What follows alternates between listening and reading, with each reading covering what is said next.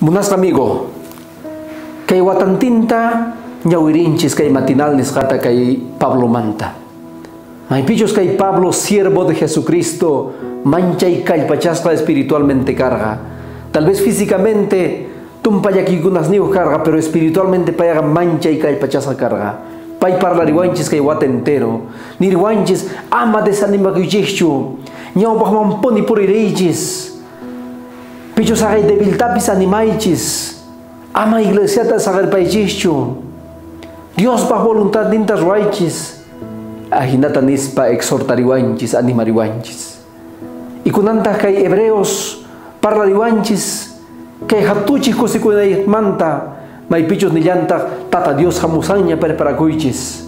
Y ahinayatata kay romanos hatun tagaynin 8 tagaynin 31 ahinata niriwanchis.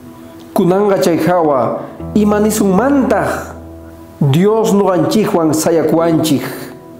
Chayqa ni pipis contranchikpi sayayta atinchu.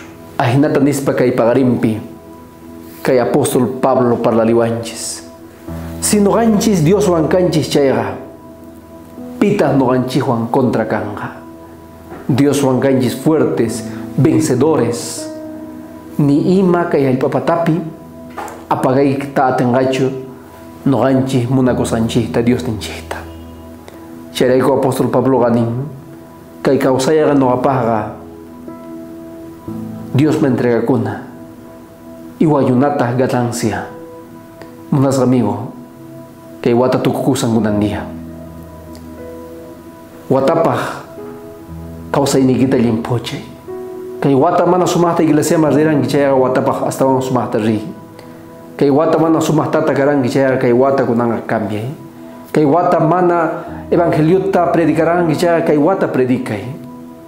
Kay wata pasaq mana songoykita limpucharan kichayqa kay mosuq wata chamusan kay mosuq watawan limpuchay. Sapo wata pasan tata Dios hamunanga yallaña. Y se hay señales de que zikusanchis. Munas amigo Dios pa voluntad nimpi puni puri. Ahinayatata pay manta hapikuy. Y kunandia hatun bendición familia ikima chaya mucho. Ahinayatata pichos desanimados chaygunata kunandia yanapari. Ahinayatata kay videos ta amigos an comparti.